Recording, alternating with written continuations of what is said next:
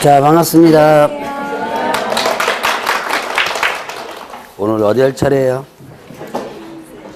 81페이지 할 차례입니다. 요번 주 일요일 날 뭐 하는지 아세요? 뭔데요? 네, 모의고사.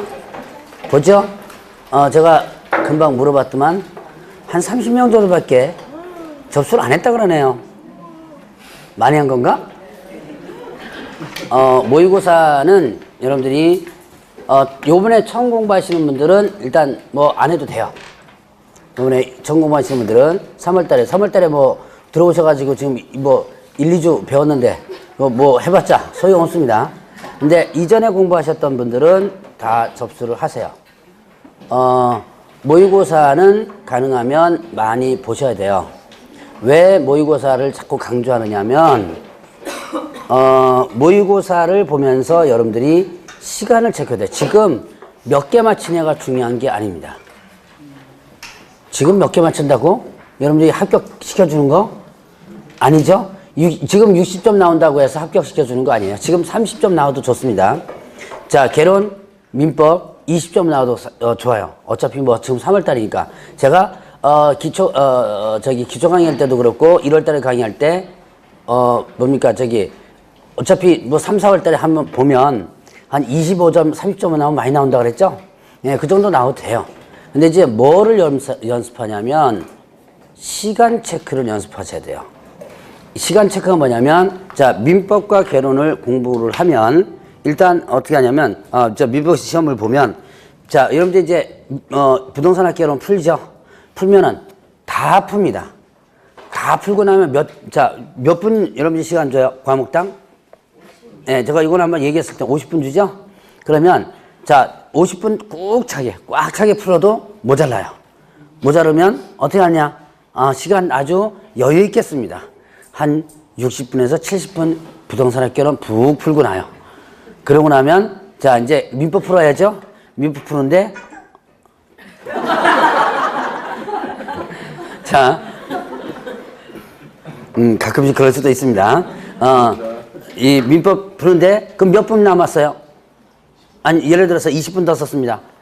자, 그러면 70분 썼어요. 30분 남죠? 30분 안에 민법 풀어요? 네, 절대 못 풀죠. 그래서 이거를 시간 체크를 하셔야 돼요. 시간 체크를. 그래서 개론을 어느 정도 풀고 나면 못 풀어도 건너뛰고 넘어가는 연습을 하셔야 돼요. 그거 연습 안 하면요, 이거 어디까지 가냐면 시험장까지 갑니다. 시험장까지 가면 여러분들 어떻게 돼요? 개론 풀다가 어떻게 돼요? 못 풀죠? 다 풀어서 쫙 갑니다. 근데 민법 들어갑니다. 못 풀죠? 그러면 나중에 어떻게 돼요? 뭐 체크할 시간이 없어요? OMR 카드 체크할 시간이 없죠? 그럼 부랴 어떻게 한다? 나중에 이제 이제 곧 있으면 걷습니다. 그럴 때부터 시작합니다. 그럼 감독관이 봐줘요? 절대로 안 봐줘요. 진짜 재수 좋으면 봐주는 감독관도 있대요. 그러니까 이제 이렇게 걷으러 가다가 다 못 썼죠? 그럼 이제 더 걷어가지고 오면서 그 정도는 봐준대요. 근데 그 정도, 그러니까 내가 못 썼을 때 이렇게 순서를 걷죠? 그럼 그 사이에다 끼려고 이제 한 바퀴 돌면서 하는 것까지 봐주는데 그 이상 못 봐줘요. 그리고 또 FM 감독관 만나면요, 그대로 뺏어버립니다. 그러니까 제 수강생에서 지금 몇 명이 그런 수강생이 있어요. 그래서 그대로 뺏기다가 어떻게 돼요? 자, 뺏으려고 안 뺏기려고 하죠. 찢어지거나 아니면 또 어떻게 하냐면, 자, 이게 붓 꺼져요. 이렇게 펜이 붓 꺼져가지고 불합격되는 그런 사례도 많아요. 그러니까 모의고사를 여러분들이 늘 보라. 이게 자꾸 보라고 강조하는 이유는 여러분들이 어떻게 한다? 시간 체크가 가장 중요해요. 시간을 내가 지금, 여러분 보세요. 제가 교재를 읽으라고 그렇게 얘기를 했습니다. 교재 읽으신 분과 안 읽으신 분 차이점. 이제 지문을 보면 지문을 빨리 읽을 수 있냐, 늦게 읽느냐가. 지문 못 읽어요. 교재를 안 읽고 만약에 동영상만 들었다. 그럼 처음에 지문 딱 나오죠? 이거 읽으려면 시간 엄청나게 걸려요. 네, 눈에 계속 글자가 익숙해져야 되는데 그거를 익숙하지 않으면 지문을 못 읽어요. 그래서 이제 자꾸 여러분들 일단 감을 자꾸 잡으라고 일단은 모의고사를 보라고 합니다. 아직도 늦지 않았으니까 여러분들이 접수를 하셔가지고 좀 보시고요. 지금 20점 나와도 돼요. 20점 나간다고 누가 때려 죽이는 거 아닙니다. 20점 나오면 이제 뭡니까? 여러분들 스스로는 자괴감이 들겠죠? 예, 그래도 좋습니다. 그래도 보세요.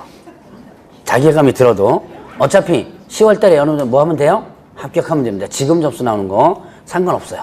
이거 모의고사 한번 보시고, 자, 그 다음에, 요번에 3월 달에 오신 분들, 저번 주에 오신 분들, 요번 주에 오신 분들 혹시 계신가요? 몇 분 계시는구나. 자, 저번 주에 오신 분들, 여러분들은 일단 중개사법 같은 경우는 다른 과목을 모르는데 중개사법은 첫 번째 주 강의를 꼭 들으세요. 동영상을 통해서. 저번 주에 보니까 뭐 못 알아듣겠다. 그 다음에 너무 빠르다. 뭐 이런 민원이 들어온 것 같은데, 뭐 너무 빠르다 그래서 제가 그 다음 주에 천천히 나가는 건 아닙니다. 이게 3, 4월 달은 제 시스템이 있고, 그 다음에 이전에 공부했던 사람들의 시스템이 있어요. 그렇기 때문에 일단은 여러분들이 1차 과목도 마찬가지. 항상 첫 번째 주에 나오는 내용이 기초적인 부분이기 때문에 그 첫 번째 주, 특히 1차 과목은 당연히, 강의를 못 듣는 것은 다 들어야 되고요. 중개사법은 다 듣는 것도 좋지만, 특히 요번 주에 오신 분들은 지금 2주가 건너뛰었습니다. 근데 첫 번째 주 거를 꼭 들으세요. 중개사법은. 첫 번째 주에 뭐가 나와요? 용어의정 이런 게 나오죠? 자, 개업중개사가 어쩌고저쩌고 하고, 소속중개사가 어쩌고저쩌고 하고, 공인중개사가 뭐고, 이런 게 쭉 나와요. 근데 지금 강의하는데 보니까 소속중개사는, 공인중개사는, 개업중개사는 막 이렇게 얘기하는데, 소속중개사가 어떤 놈이고, 개업중개사 어떤 놈이고, 어떤 놈인지 알아야지만 이해가 되겠죠. 그래서 첫 번째 주권은 꼭 여러분들이 들으시기 바랍니다. 자꾸 뭐 너무 빠르다 하지 말고, 여러분들이 이제 스스로 일단은 자꾸 따라가 줘야 돼요. 여러분들 스스로. 자, 일단 오늘은, 공지사항을 2개를 드렸습니다. 모의고사 보러는 거 하고, 그 다음에 중개사법 어떻게 알아? 여러분들 좀 늦게 오신 분들은 첫 번째 주 과목을 일단 들어보시라. 첫 번째 주 거를요. 자, 그러면 이제 오늘 진도 나가겠습니다. 어디부터요? 81페이지. 자, 인장 등록. 자, 인장. 도장을 등록하는 거죠. 자, 도장을 등록하는 건데, 이때, 뭐 도장은 왜 등록한다 그랬어요? 도장을 등록하는 이유는 책임 중개를 위해서다. 도장을 등록해 놓고 그 도장을 어떻게 한다? 도장을 중개 행위를 하면서 쓰는 도장을 사용하라라고 했었죠. 자, 이 인장 등록입니다. 자, 그러면 이제 인장 등록에 있어서 구분할 거 몇 가지 한번 보겠습니다. 자, 인장 등록에 있어서 시기를 보죠. 시기는 언제까지다? 업무 개시 전. 자, 업무 개시 전. 인장 등록은 언제까지 해야 한다? 업무 개시 전까지 한다. 자, 인장 등록은 업무 개시 전까지 해야 한다 그랬습니다. 자, 그러면 일단은 인장 등록의 대상을 보면 대상은 누구다? 대상은 누구예요? 개업중개사, 개업, 공인중개사, 그 다음에 또 누구 있다? 네, 소속, 공인중개사. 자, 개업중개사하고 소속중개사가 인장 등록의 대상이 됩니다. 그러면 개업중개사는 일단은 언제 인장 등록 할 수 있냐면 등록신청 시, 그 다음에 소속중개사는 언제 할 수 있냐면 고용신고 시 할 수 있다 그랬습니다. 이거는 할 수 있다 그랬어요. 자, 이제 요 두 가지를 한번 보겠습니다. 자, 인장 등록은 언제까지 해야 한다? 업무 개시 전까지 한다. 자, 인장 등록은 업무 개시 전까지 해야 한다. 자, 그러면 자, 개업중개사는 등록신청 시 어떻게 돼요? 할 수 있다. 소속중개사는 고용신고 시 할 수 있다. 할 수 있다죠? 자, 그러면 인장 등록을 업무 개시 전까지 할 수 있다. 자, 업무 개시 전까지 할 수 있다. 틀리죠? 할 수 있다는 틀립니다. 해야 한다지. 업무 개시 전은 어떻게 한다? 해야 한다요. 자, 그러면 개업중개사는 등록신청 시 하여야 한다. 예, 그러면 틀리죠. 자, 요 문구 여러분들 조심하셔야 돼요. 그러니까 업무 개시 전까지 해야 한다. 의무입니다. 그러나 언제도 할 수 있다. 얘는 등록신청 시, 얘는 뭐예요? 고용신고 시 할 수 있다는 얘기예요.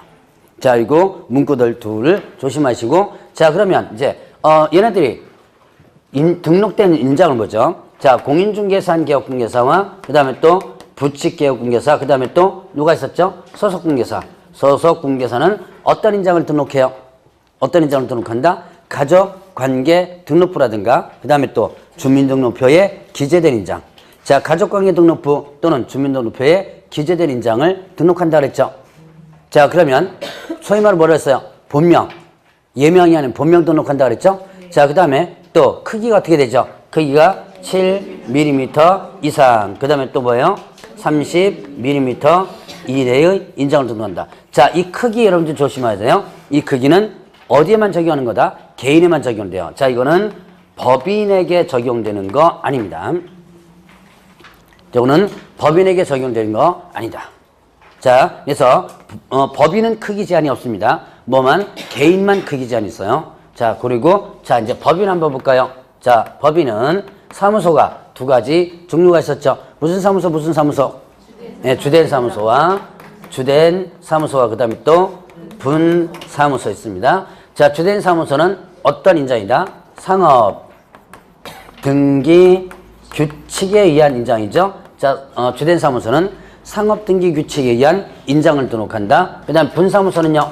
자, 분사무소는 두 가지 중에서 선택하죠.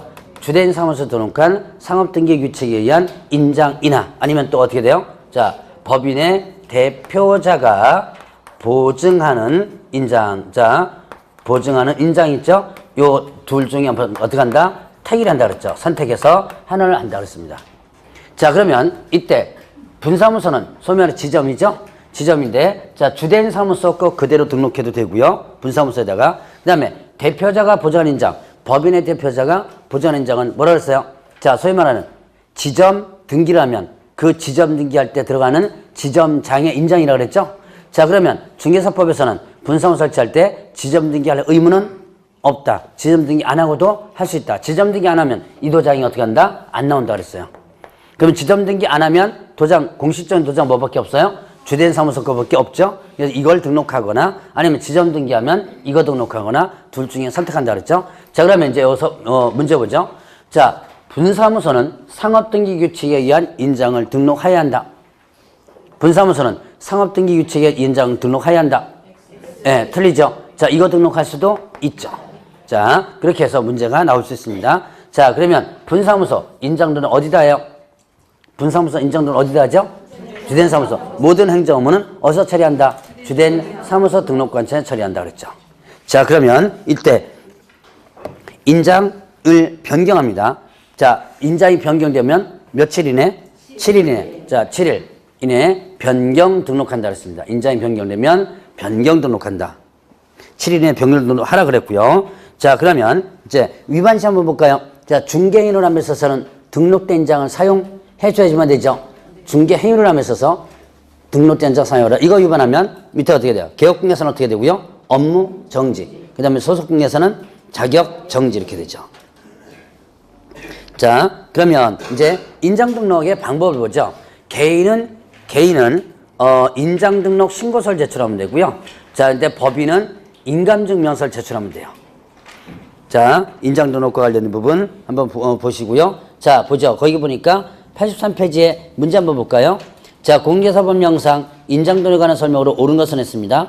소속공개사는 중개업무를 수행하더라도 인장 등록 하지 않아도 된다. 소속공개사 인장 등록 해야죠. 자, 이번에 개업공개사가 등록한 인장을 변경한 경우 변경으로부터 7일 내에 변경된 인장을 등록관청에 등록하지 않으면 이는 업무정지 사유에 해당한다. 예, 일단 변경하면 며칠? 7일. 그 다음에 또 위반하면 업무정지. 자, 맞고요. 3번에 법인개업공개서 주된 사무소에서 사용한 인장은 상업등기 규칙에 따라 법인의 대표자가 보장하는 인장을 이하해야 한다.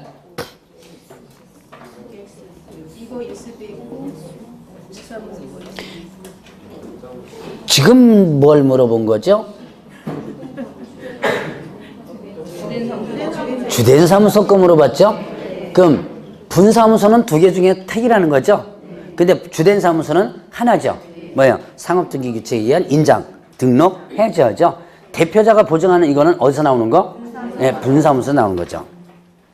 자, 4번에 법인인 개업공개사 등록 인장은 상업등기 규칙에 따른 인감증명서 제출로 가름할 수 있다. 자, 법인은 인감증명서 제출하면 된다 그랬죠? 자, 그 다음에 개업공개사 인장 등록은 개설 등록 신청과 같이 할 수 있다. 쉽죠? 네, 작년 문제 쉬웠어요. 작년에 같이 풀면 쉽죠? 예, 이제 여러분들 혼자 풀면 이제, 한번 모의고사 한번 요번에 중개사법 한번 풀어보세요. 쉽게 냈어요.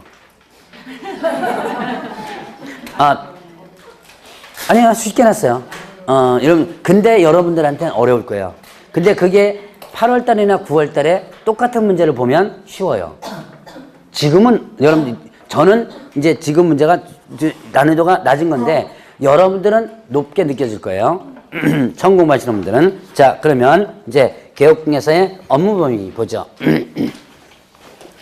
업무 범위 보면 업무 지역이 있습니다. 공인중개사는 개업공개사와 그 다음에 또 법인은 개업공개사 업무 지역은 어디다? 전국이다. 자, 공인하고 법인은 전국이에요. 자, 그러면 부칙은 어떻게 된다? 업무 지역이 사무소, 소재지, 특광도. 자, 이제 공인하고 법인은 전국이고요. 이거면 특별히 설명할 필요 없고. 자, 부칙은 자격증 있어 없어요? 없죠. 자격증 없습니다. 그렇기 때문에 업무 지역이 제한되죠. 어디로 제한된다? 사무소, 소재지, 특광도로 제한된다 그랬습니다. 자, 그러면 이제 보죠. 부칙개업공개사가 만약에 자 광명시에 부칙개업공개사 있습니다. 그럼 업무 지역이 어디예요? 예, 경기도가 업무 지역이죠. 그 범위를 벗어나서 업무하면 업무 정지 처분을 받을 수 있는데 다만 예외적으로 다른 지역 물건은 중개해줄 수 있습니다. 자, 어떤 경우냐? 부동산 거래정보범. 오늘 부분 정보만 보면 배울 거예요. 부동산 거래정보범에 가입해서 그 안에 공개된 것에 대해서는 다른 지역 물건을 중개해줄 수 있습니다. 자, 그래서 그거 주의해서 보시고요. 자, 이거는 부칙은요. 그게 부칙 자체 문제는 요즘은 거의 안 나와요. 그 이제 어떤 문제 나오냐? 이런 문제 나옵니다. 모든 개업공개사의 업무 지역은 전국이다. 모든 개업공개사 업무 지역은 전국이다. 예, 틀리죠. 부칙은 업무 지역이 전국이 아니죠. 모든 개업공개사 여기 뭐가 들어가요? 부칙까지 들어가죠. 자, 이런 식으로 문제가 나와요. 그러니까 이제 부칙에 대한 자체적인 문제는 일단 안 나옵니다. 그러니까 그런 부분은 일단은 그래도 이런 식으로 문제 나옵니다. 모든 이런 식으로 나오기 때문에 알아는 두고 넘어가야 돼요. 자, 그러면 중개대상물의 제한이 있는데요. 중개대상물 제한은 현재는 중개대상물에 대한 종별의 제한은 없어요. 중개대상물에 대해서 종별에 따른 제한은 있다 없다? 없다. 자, 그러면 이제 겸업 제한을 보죠. 겸업이 뭐예요? 겸업이란 예, 중개업이 본업이죠. 근데 본업과 같이 할 수 있는 것이 겸업이죠. 자, 그러면 이때 겸업에 대해서 개인인 개업공개사 공인하고 부칙입니다. 공인하고 부칙을 뭐라고 표현한다? 개인인 개업, 법인이 아닌 개인이에요. 자, 그러면 얘네들은 다른 법에서 금지하고 있는 것 빼놓고는 겸업을 다 할 수 있다. 그래서 여러분들이 주변에 보면 중개사무소 하면서 다른 업무 하는 것들 많이 보실 수 있을 겁니다. 한때부터 가까이서 보면 담배가게 하는 데도 있어요. 담배가게 하는 데도 있고, 자, 그 다음에 또 뭐 꽃집 하는데 제가 한번 몇 가지 얘기했었죠. 자, 커피숍 하는 데도 있다 그랬죠. 그다음에 미용실 하는 데도 있습니다. 그래서 이렇게 다른 업무도 같이 할 수 있다. 자, 그런데 이제 법인인 개업공개사가 이제 문제죠. 자, 이제 개인은 겸업에 대해서 제한이 없는데 일단은 법인은 어떻게 된다? 자, 법인은 등록 기준 두 번째 나오는 게 뭐였었죠? 자, 저번 주에 등록 기준 배우셨죠? 자, 등록 기준에 보면 어떻게 돼요? 법 제 14조에 규정된 업무만을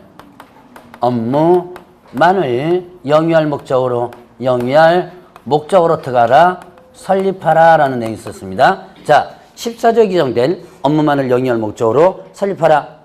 그럼 이거는 겸업을 금지하는 거, 제한하는 거. 예, 이거는 겸업을 한다.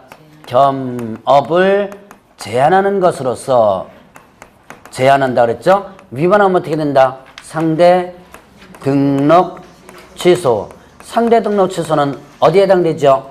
상대 등록 취소는 자, 항상 머릿속에 같이 끌고 가라 그랬죠? 상대 등록 취소는 곧 뭐다? 업무 정지. 이거는 업무 정지에 해당된다라고 했습니다.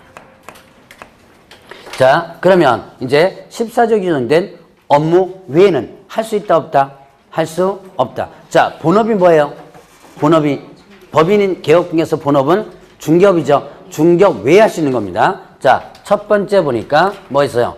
자, 상업용 건축 및 주택의 임대관리 등 주택의 임대관리, 임대관리 등 이거 뭐였죠? 부동산 관리를 뭐 하는 거, 대행하는 걸 할 수 있다 그랬죠. 부동산 관리 대행이 있었고요. 자, 그 다음에 관리를, 자, 부동산 관리를 대신해서 하는 거죠. 자, 그 다음에 두 번째는요, 부동산 이용, 그 다음에 개발, 그리고 또 거래에 관한 상담.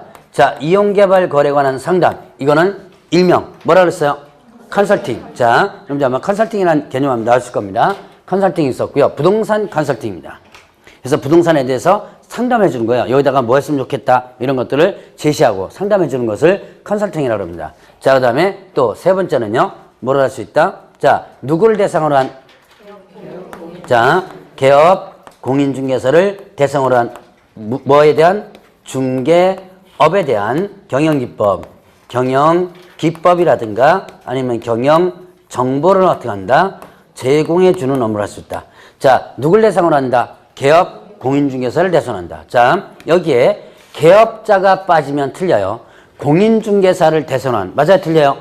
네, 틀립니다. 여기다가, 자, 의뢰인을 대상으로 한, 맞아요? 틀려요?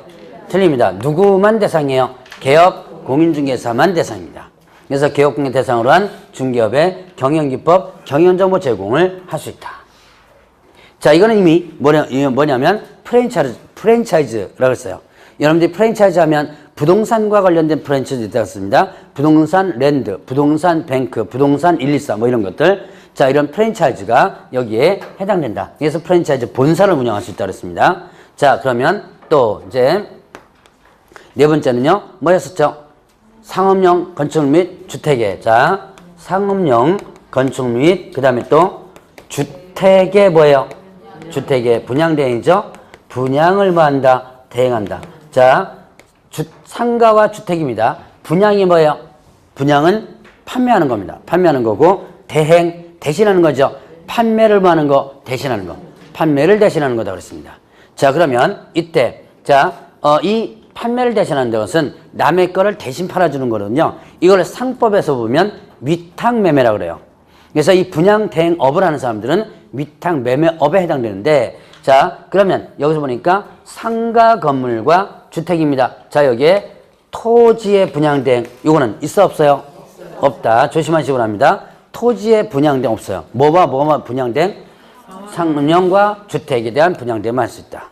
자, 그 다음에 다섯 번째는 이사, 그 다음에 도배업, 도배업에 대한, 이사, 도배에 대한 뭐다? 용역알선, 용역에 대한 알선업을 할 수 있다. 그러니까, 자, 이사, 도배업을 어떻게 해야 돼요? 소개시켜 주는 거죠? 자, 여기서 조심할 것은 이사, 도배업을 하라는 얘기 아닙니다. 이사, 도배업을 하라는 얘기 아니라 뭐다?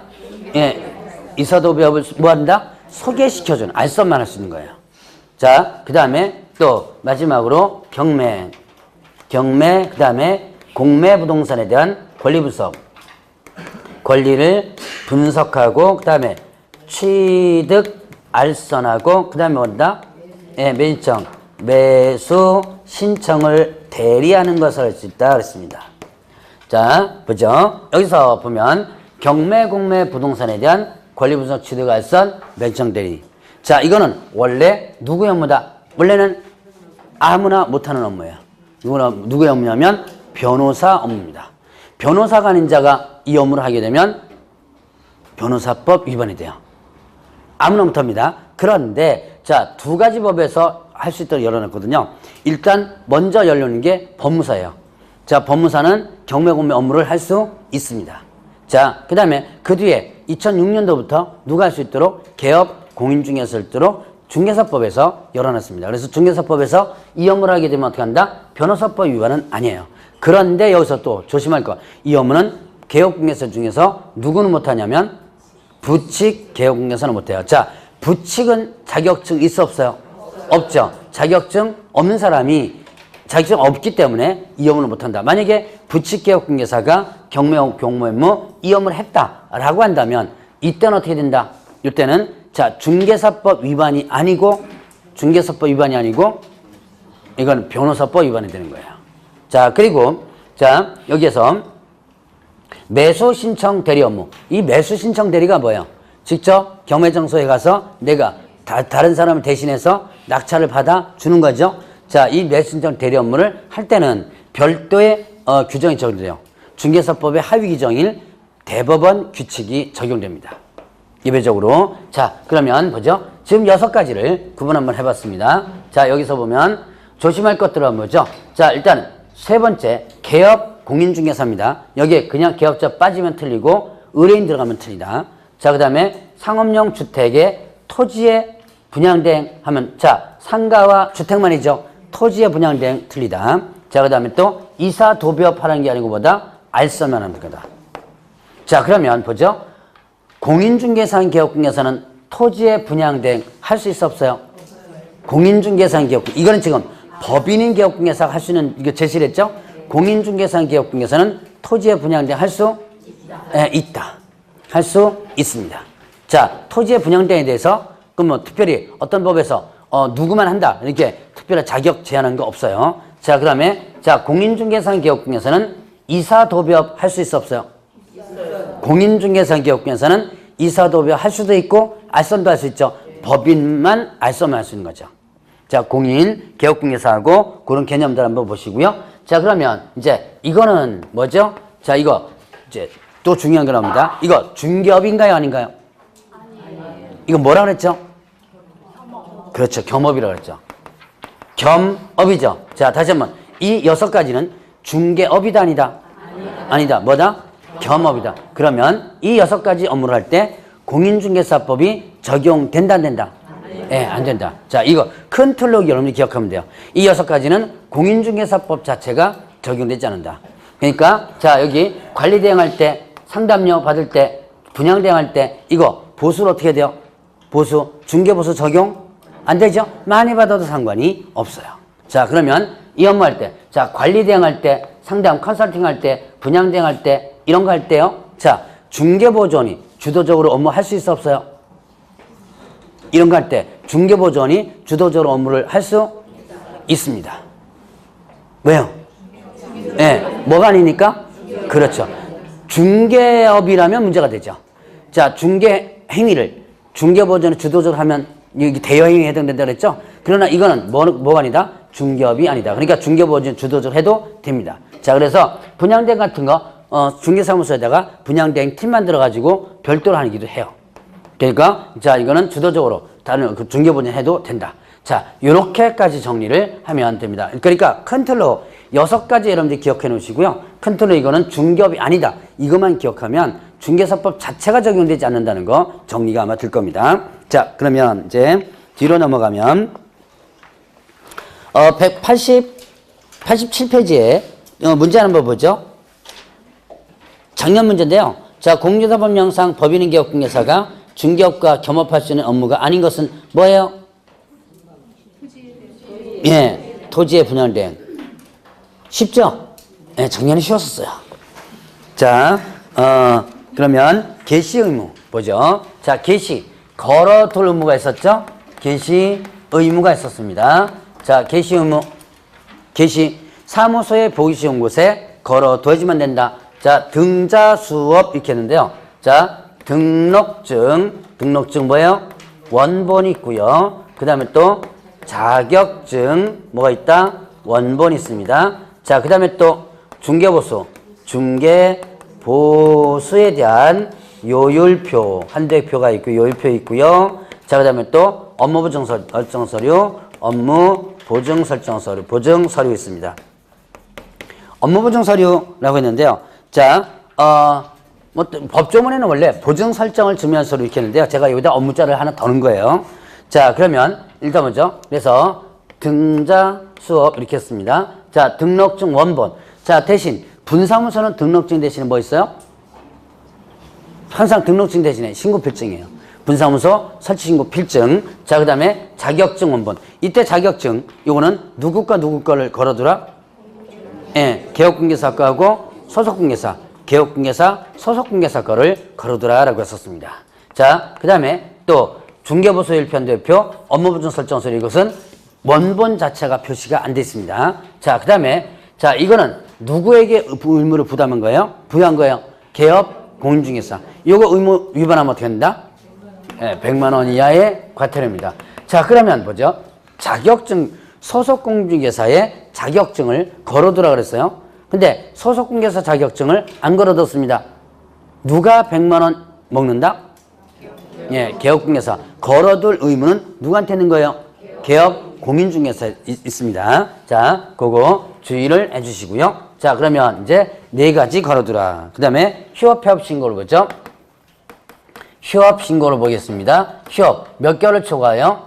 3개월을 초과하여 휴업을 어떻게 한다? 하고자 할 때, 이때 뭐 첨부해가지고 등록증을 첨부하여 했죠.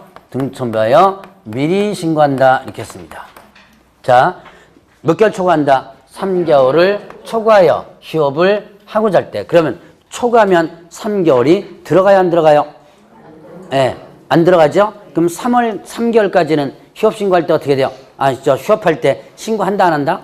안 하고 그냥 합니다. 자, 그런데 3개월을 초과하여 휴업을 하고자 할 때, 하고자 사전, 사후?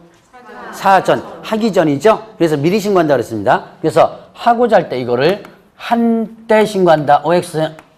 예, 틀립니다. 4번 정도 아마 나왔을 거예요, 이거. 한때. 이런 거 갖고도 문제 나옵니다. 한때. 자, 아직까지 이건 맛배기예요. 이거보다 더 심한 것도 많아요. 자, 일단 한때 신고한다 그랬습니다. 한때 신고하면 다 틀리다. 자, 그러면 등록증 본다. 처음 보니까 휴업 신고하면 등록증 어디가 있어요?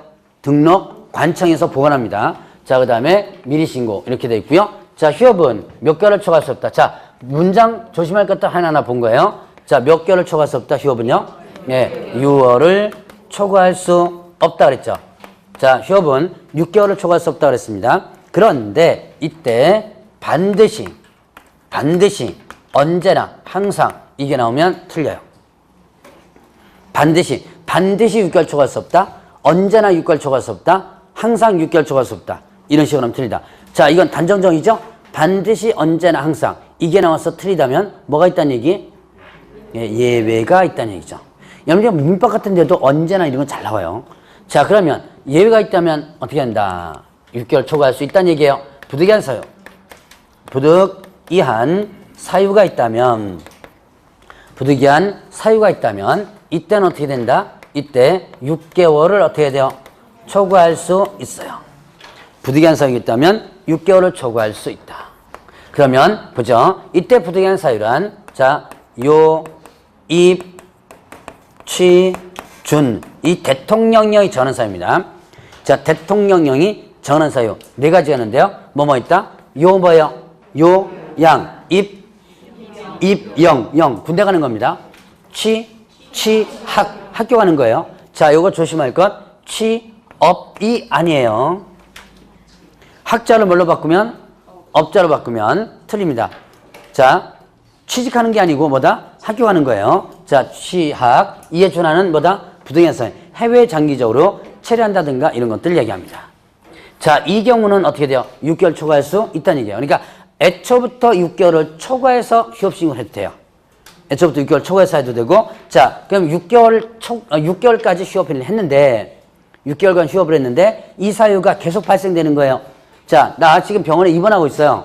입원하고 있는데, 6개월 정도 쉬면 될 것 같다고 해서 입원했거든요. 자, 근데 계속 더 있어야 돼요. 그럼 어떻게 돼요? 더 연장시켜야죠? 자, 이때도 6개월 초과할 수 있다는 거예요. 자, 요양은 뭐예요? 입원도 여기 해당되는 거죠? 자, 그러면 이때 이제 이 기간을 뭐 할 때? 변경하고자 할 때. 기간 변경을 하고자 할 때. 이때 변경 신고를 하면 됩니다. 기간 변경하고자 할 때 뭐 한다? 변경 신고를 하게 된다. 그러면 여기서 보죠. 일단 기간 변경 신고는요. 2가지 경우인데 하나는 제가 금방 얘기했듯이 이렇게 6개월까지 했는데 어쩔 수 없이 어떻게 돼요? 계속 연장해야 될 상황이 발생되죠. 이 사유 때문에. 그럴 때도 기간 변경 신고하면 되고요. 꼭 이 사유가 아니라 하더라도 자, 내가 4개월간 휴업 신고를 했습니다. 자, 근데 좀 더 쉬려고 그래요. 그럼 몇 개월까지 더 쉴 수 있어요? 예, 6개월까지 더 쉴 수 있죠. 그러니까 자, 몇 개월 더 플러스 할 수 있어요? 2개월. 예, 2개월. 4개월간 휴업 신고했죠? 4개월간 휴업 신고했다면 어떻게 돼요? 나 2개월 더 쉴 수 있죠? 그때 2개월에 대한 기간 변경 신고를 더 하고 쉴 수 있다는 얘기예요. 꼭 요때만 하는 게 아니라 자, 그 다음에 또 업무를 재개하고자 할 때입니다. 하고자 할 때. 이때 재개 신고를 합니다. 업무 재개 신고를 하게 되면 이때 즉시 뭐를요? 자, 등록증을 어떻게 한다? 반환을 해주게 됩니다. 자, 여기까지가 휴업과 관련된 부분. 다, 휴업은요, 다 뭐예요? 하고자 할 때죠. 하고자 할 때. 자, 업무 재개 하고자 할 때 미리 업무 재개 신고를 하면 등록증을 돌려주는 거죠. 자, 그러면 이제 폐업 신고를 보죠. 폐업. 자, 폐업을 뭐다? 하고자 할 때. 이때 뭐죠? 등록증 첨부해서 등록증을 첨부하여 미리 신고한다. 이것도 미리 신고한다 그랬습니다. 자, 폐업은 간단해요. 폐업하면 끝이죠. 폐업하면 어떻게 돼요? 등록 효력이 어떻게 돼요? 폐업하면 등록 효력이 소멸되죠. 자, 그래서 일단은 폐업하고자 할 때 등록증 첨부해서 미리 신고한다 그랬어요. 자, 그러면 여기서 보면 공통되는 게 뭐예요? 다 사전이죠. 3개월 초과해서 휴업하고자 할 때, 기간 변경 하고자 할 때, 업무 재개 하고자 할 때, 폐업하고자 할 때. 자, 사전입니다. 자, 그 다음에 또 공통된 게 또 뭐 있어요? 휴업이나 폐업이나 다 뭘 첨부해야 돼요? 등록증을 첨부해 줘야지면 됩니다. 그런 차이점들을 우리 공통점을 구분해보고, 자, 그 다음에 또 전자문서로 할 수 있는 게 있고요. 전자문서로 할 수 없는 게 있어요. 전자문서로 할 수 있는 경우와 전자문서 할 수 없는 경우인데, 자, 전자문서로 할 수 있는 경우는 업무 재개 신고하고 기간 변경. 자, 업무 재개 신고와 그 다음에 또 기간 변경 신고. 변경 신고. 자, 업무 재개 신고와 그 다음에 또 기간 변경 신고는 전자문서로 할 수 있다. 자, 전자문서가 뭐예요? 네, 인터넷으로 해가지고 들어가서 하는 거죠? 자, 아까 잠깐 봤던 부분, 뭐 있었어요? 인장 등록 같은 경우도요, 전자문서로 할 수 있어요. 그 다음에 저번주에 봤던 고용신고 같은 것도 전자문서로 할 수 있어요. 자, 그러면 이제 이렇게 전자문서로 할 수 있는데, 전자문서로 할 수 없는 게 있습니다. 뭐가 있냐면, 휴업신고와 그 다음에 또 폐업신고.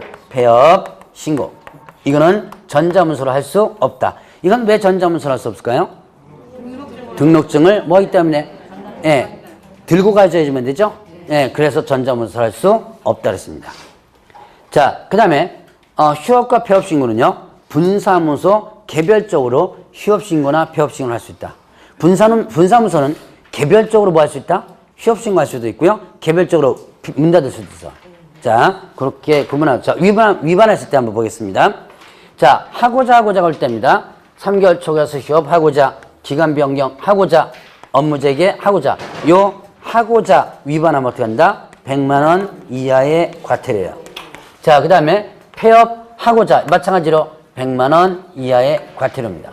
그러면 이제 요거 하나. 휴업은 몇 개월 초과할 수 없다? 6개월을 초과할 수 없다 그랬죠? 이거 정당한 사유 없이 6개월을 초과하여 휴업한 경우라면 어떻게 된다? 이때는 상대 등록 취소. 상대 등록 취소는 어디에 해당되죠? 업무 정지 이렇게 되죠. 업무 정지에 해당되는 부분이에요. 자, 그러면 이제 휴업과 폐업 신고는 이 정도 구분을 하고 넘어가시고요. 자, 문제 한번 볼까요? 90페이지에 문제 있습니다. 자, 다음 중 휴업 및 폐업에 관한 설명으로 옳지 않은 것은 했습니다. 1번에 폐업을 하고자 하는 경우 등록증을 첨부하여 미리 신고해야 한다. 예, 맞는 내용이고요. 자, 휴업 후 기간 변경하고자 하는 부득이한 사유는 질병, 요양, 징집은 입영, 취약, 그 밖에 이에 준하는 부득이한 사유를 말한다. 예, 요입, 취준이라고 그랬죠? 자, 그 다음에 개인인 개업공개서. 개인인 개업공개서는 누구예요? 개인, 법인이 아닌 개인이에요. 누구죠? 공인하고 부칙을 얘기하죠. 자, 개인인 개업공개서 사망한 경우 폐업신고를 하지 않아도 중개업 등록 효력은 없어진다. 사망합니다. 사망해요. 그럼 폐업신고, 자, 제가 여기서 폐업신고 얘기했었나요? 안 했죠? 자, 그러면 사망하면, 이건 저번 주에 배운 거예요. 사망하면 등록 효력이 없어집니다.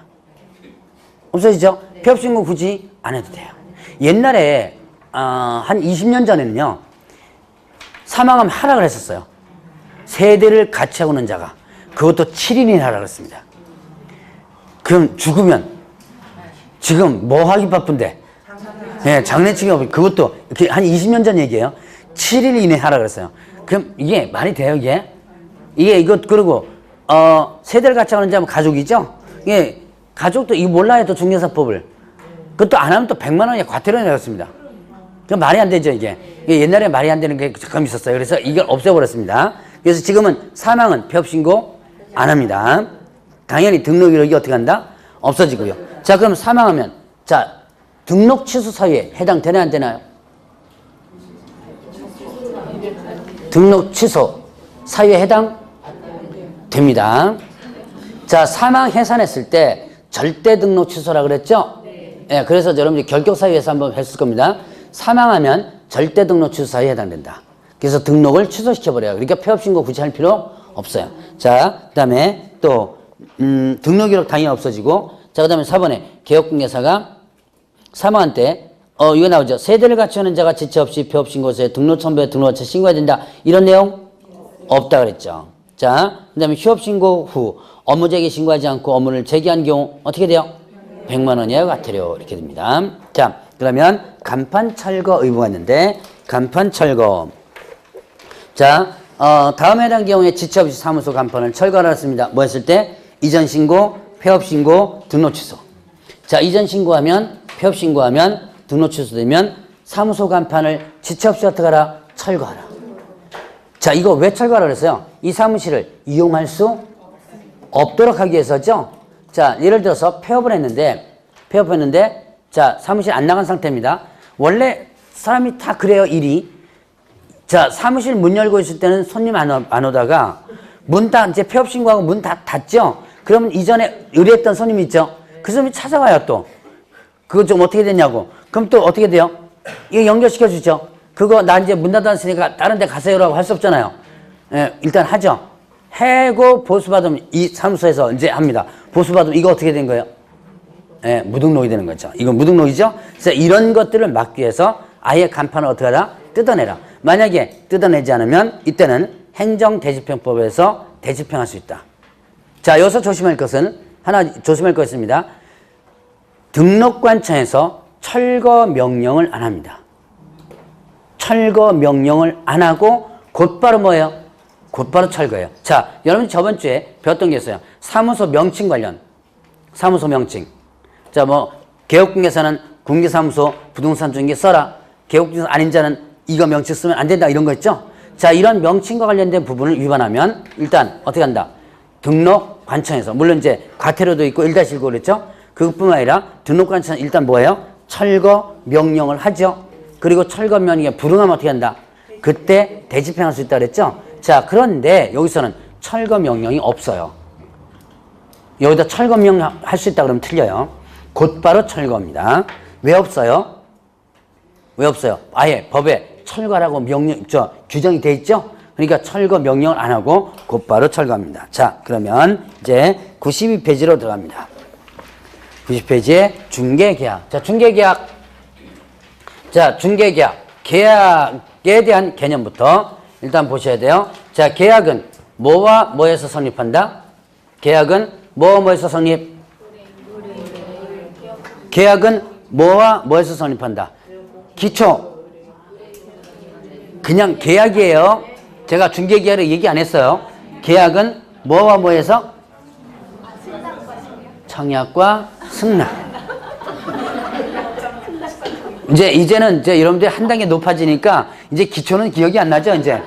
예. 자, 일단 계약은 청약과 뭐에서? 승낙에 의해서 성립한다 그랬죠. 자, 그래서 계약에다가 청약과 승낙에다가 갖다 붙이면 계약의 종류가 성립된다 그랬어요. 제가 간단하게 1월 달에 했던 거 간단하게 한번 보죠. 자, 그래도 이해 안 되면 개인적으로 찾아오세요. 자, 일단 개인적으로 찾아오라고 하는데 별로 안 찾아오죠?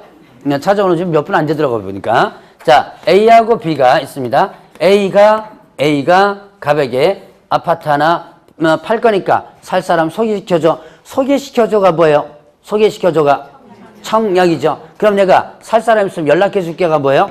승낙이네. 지금 청약과 승낙에서 뭐가 일단 계약이 성립되죠. 즉 중개 계약이 성립된다. 자, 그러면 이때 아파트 하나 살 거니까 팔 사람 소개시켜줘. 라고 소개시켜줘. 청약이죠. 그럼 자, 매물 있으면 연락해 줄게 그러면 승낙이 되는 거죠. 그래서 이 B와 갑 사이에 중개 계약이 성립된다. 그러면 이제 또 이 갑이 A와 B를 소개시켜 주죠. 소개시켜 주면 A와 B는 무슨 계약이 성립되는 거예요? 네, 거래계약. 자, 거래계약이 성립되죠. 거래계약, 매매계약, 임대차계약 이게 다 모두 거래계약이죠. 자, 그러면 중개계약은 누구와 누구 사이 계약이다? 의뢰인과 개업공개사. 의뢰인과 개업공개사 계약이 중개계약이다라고 했습니다. 자, 그러면 중개계약 개념을 일단 여러분들이 알고 넘어가라 했죠. 자, 그러면 이제 여기 보면 일반 중개계약, 일반 중개계약이 있고 그 다음 뭐가 있었어요? 전속 중개계약이 있었습니다. 자, 이때 일반 중개계약은 의뢰인이 여러 개업공개사에게 경쟁적으로 의뢰하는 것을 뭐라 한다? 전속 중개계약이라고 했죠. 앞집 뒷집 다 낸다 그랬죠. 자, 그리고 중에서 거래가 성사되는 개업공개사는 뭘 주는 거? 보수를 주는 거. 우리나라에서 가장 많이 이루어지는 중개계약이 뭐다? 일반 중개계약 그랬죠. 자, 그럼 전속 중개계약은요, 이거는 의뢰인이 특정한 개업공개사에서 그 개업공개사에게만 받는 거, 에게만 의뢰하는 거. 자, 이게 전속 중개계약이죠. 이거를 제가 중개자를 빼고 설명드렸죠. 전속계약이다라는 거 있었죠. 전속계약 누가 많이 하는 거?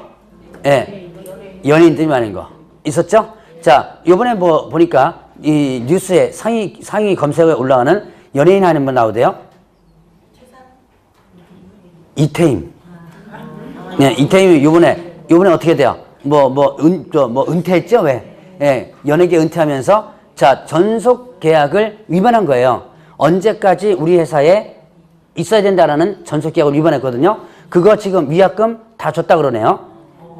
꽤 많을 텐데 그 돈 어디서 났는지 모르겠습니다. 보통 전속 계약하면요, 위약금이 보통 몇십억 대가 왔다 갔다 해요.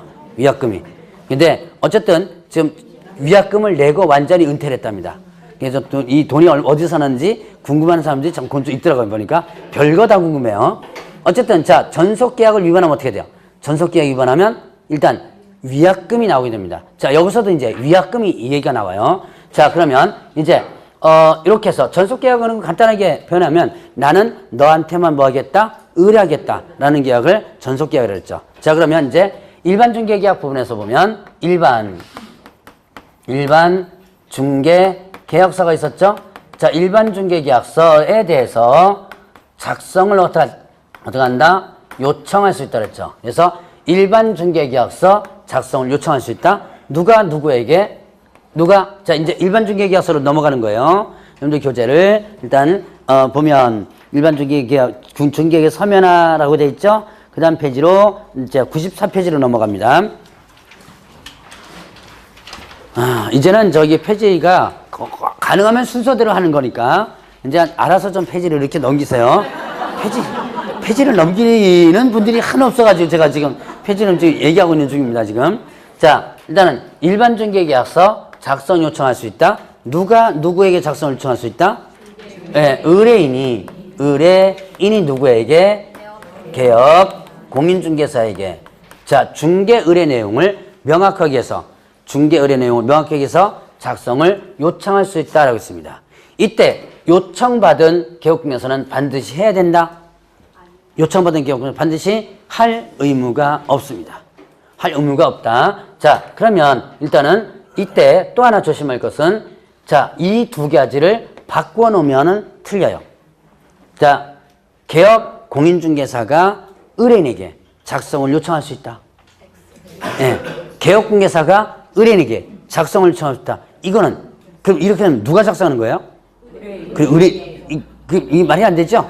예, 그래서 얘가 작성해야 되는 거죠. 자, 그래서 이렇게 말 바꾸면 틀리고요. 자, 그 다음에 또 이제 일반 중개 계약서에 대한 기재사항이 있어요. 기재사항. 이렇게 이 기재사항에 기재된 일반 중개 계약 작성을 요청할 수 있다 그랬어요. 자, 이 기재사항을 보면 중개대상물의 위치 및 규모, 그 다음에 거래 예정 가격, 그 다음에 거래 예정 가격에 따른 중개 보수, 그 다음에 또 준수사항이에요. 누구와 누구 사이 준수사항이죠? 예, 개업, 공인중개, 의뢰인 사이. 자, 위치 및 규모 있습니다. 거래 예정 가격, 보수, 그 다음에 또 준수사항에서 위거 수준 이렇게 나오는데요. 자, 여기에 위치할 때 반드시 하나 더 같이 기억할 게 있어요. 뭐가? 규모를 꼭 기억하세요. 여러분들 이제 이걸 갖다 앞글자로다가 기억합니다. 위거 수준 해놓고 위치만 딱 기억하는 경우 있어요. 실제 그래서 많이 틀렸습니다. 이게 두 번 문제 나왔었는데요. 자, 문제가 이렇게 나왔어요. 다음 중 일반 중개계약서의 기재사항이 아닌 것은 해놓고 1번 중개대상물의 위치, 2번 중개대상물의 규모. 이게 두루 나왔거든요. 근데 여러분들 머릿속에 뭐 있냐? 위거 수준 이렇게 기억하고 있거든요. 이게 위치는 기억나요. 근데 뭐가 기억 안 나죠? 예, 이걸 답을 딱 찍은 겁니다. 실제 있었던 사례입니다, 이게. 자, 그래서 위치에는 뭐도 포함된다? 규모까지가 포함된다는 거 기억해 놓고요. 자, 요 네 가지를 일단은 뭐라? 기재하라. 이때 거래 예정 가격 개념을 보죠. 거래 예정 가격이란 의미부터 보죠. 이거는 여러분들 교재는 일단은 저쪽 실무에 나오는데요. 여기서 정리하고 나갈 겁니다. 거래 예정 가격은 자, 개업공개사가 공인중개사가 계략적으로 산정한 가격을 뭐라 한다? 거래 예정 가격이라 한다. 뒤져봤자 안 보여요. 제가 분명히 그랬죠? 실무 쪽에 나온다고. 저 뒤쪽에 나오는 거예요. 나오는데 지금 여기서 하고 넘어갈 겁니다. 자, 개업공개사가 계략적으로 산정한 가격이다 라고 했습니다. 자, 그러면 이건 뭐냐? 자, 여기에 A하고 B가 있고 개업공개사 갑이 있습니다. 그러면 이때 자, A는 팔 사람은 고가를 부르죠? 한 편에 더 받으려고 그러죠? 1억을 부릅니다. 살 사람은 한 편에 더 깎으려고 그러죠? 저가를 부르죠? 9천을 부릅니다. 이때 누구 편 들어라 그랬어요? 누구 편 들어라? 중간 편 들어라 그랬죠. 자, 실무상에서는 돈 많이 주는 사람 편 들으면 된다 그랬죠? 예, 근데 배울 때는 그렇게 배우면 안 되고 일단은 중간 편 들어라 그랬죠. 누구에게나 손해가 가지 않도록 중개를 해줘라. 이게 바로 뭐냐면 조금 이따가 배울 공정중개 의무입니다. 공정중개 의무가 있는데 자, 그러면 이렇게 공정하게 중개를 해주기 위해서는 합당한 가격을 제시를 해줘야 돼요. 그래서 자, 이 물건을 조사해 보니까 입지와 그 다음에 또 뭡니까? 문 열고 들어가 보니까 거기 감가상각할 것도 있죠? 그래서 여러 가지를 감안해서 이거는 9,500에 거래되면 되겠다라고 제시하는 가격. 이 제시하는 가격을 뭐라 한다? 거래 예정 가격이라고 해요. 이거를 잘 제시를 해줘야지면 되죠? 근데 이대로 거래되는 건 아니죠? 이건 하나의 협상 가격입니다. 그 협상 가격이 바로 거래 예정 가격이에요. 그래서 이런 것들을 배우기 위해서 여러분들이 이런 것들을 하기 위해서 여러분들이 배우는 게 있습니다. 뭐예요? 부동산 학개론에 뭘 배워요? 감정평가론을 배우는 거예요. 감정평가론 공부하면서 이따먹고 이거 중개에 아무 필요도 없는데 왜 공부하냐? 다 필요하니까 공부하는 거예요, 그거. 그래서 바로 이런 것들을 하기 위해서인 거예요. 자, 바로 이 가격을 뭐라 한다? 거래 예정 가격이라고 한다. 자, 그래서 개념 한번 구분을 해봤고, 그러면 보죠. 연결 교재 보면, 이제 거래계약서, 일반 중개계약서 부분에서 보면, 일반 중개계약서에서 보니까 일반 중개계약, 이거는 일반 중개계약서는 자, 국토교통부 장관이 표준이 되는 사실정에서 사용을 권장할 수 있다고 했어요. 그거는 여러분들 교재 보면 자, 작성 요청 부분에 니은 부분에 나오죠? 니은 부분에 보면 자, 그 일반 중개계약서는 국토교통부 장관이 표준 사실정에서 사용을 권장할 수 있다라고 하는 부분 나옵니다. 자, 그러면 이때 표준 서식이 있어 없어요? 있죠? 있는 게 어디 있어요? 그 옆에 있죠. 자, 일반 중개계약서 있었죠? 자, 일반 중개계약서 한번 구분합니다. 자, 거기 보니까 매도, 매수, 임대, 임차 이렇게 되어 있고요. 자, 중개는 갑은 이 계약서에 의해서 뒤쪽에 표시한 중개된 선물을 중개를 개업기사 의뢰하고 이를 승낙한다 라고 있고요. 자, 그러면 또 의뢰 의무상 의뢰 누구라 그랬어요? 의뢰 누구? 개업공개사죠. 얘가 개업공개사고 갑은 누구예요? 예, 중개의뢰인이죠. 자, 이제 개업공개사는 거래가 조속히 이루어지도록 성실 조항이에요. 성실히 노력한다. 자, 그리고 이게 참 애매해요. 나중에 뭐 계약서 같은데 이렇게 쓰면 안 돼요. 계약서에다가 뭐 어떤 수리하는 부분을 성실히 노력한다 이렇게 하면 노력 안 해도 이거 잡아내기가 힘듭니다. 이거는 그냥 이건 하나의 의무라고 보긴 그래요. 그냥 성실 조항이라고 보면 됩니다. 자, 그다음에 2번에 갑의 권리 의무 있죠. 괄호 1번 밑줄 쳐놓고 꼭 기억해 놓으세요. 갑은 이 계약에도 불구하고 중개대상물이 거래한 중개를 누구한테요? 개업 다른개업공개사에 의뢰할 수 있다. 이 일반 중개계약 작성했다고 해서 코 끼는 거 아니다. 자, 그러면 이제 또 중개는 확인 설명 의무 일행하는데 협조하라 그랬고요. 유효기간 몇 년부터 며칠까지로 하고요. 3개월 원칙으로 하되 합의해서 별도로 정한 경우 그 기간에 따르고 중개보수 몇 프로고 몇 원 이렇게 약정하면 되겠죠. 손해배상 책임 중개보수 실비 과다 수령했으면 차익 환급하고 확인 설명 소리에서 재산상 피해 발생했으면 손해액 배상한다 라고 됐습니다. 자, 그 다음에 그 외에 여기서 정하지 않은 사항에 대해서는 별도로 정할 수 있다고 했죠. 그리고 두통 작성에서 자, 한 통씩 보관한다 그러는데요. 이거 보관 기간이 없어요. 뭐 3년간 보관한다 규정 없습니다. 보관 기간에 대한 규정은 없다. 자, 그리고 또 이제 거기 보니까 의뢰인 개업공개사 쭉 옆에 보세요. 서명 미시야 서명 또는이에요. 서명 또는이죠. 서명 또는.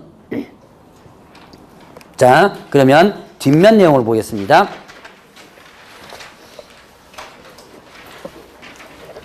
자, 권리 이전용과 권리 취득용 나눠지죠. 권리 이전용 하면 매도, 임대. 자, 매도나 임대. 이 사람들은 어떻게 돼요? 돈 받고 권리를 넘기려고 하는 사람이죠. 그래서 권리 이전이고요.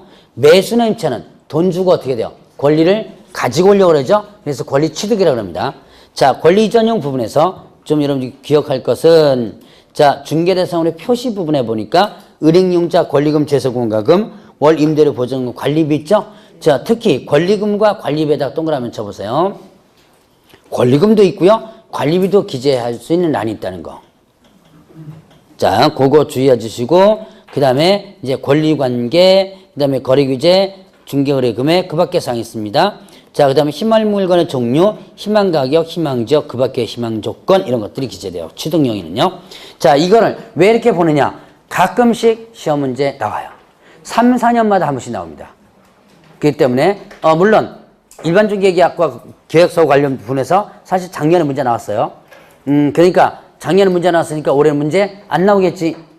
나올 수도 있습니다. 이거는 여러분들이 보통 3, 4년마다 한 번씩 나오니까 일단 알아두시고 넘어가시라. 자, 전속 중개계약 제도. 좀 쉬었다 하시죠.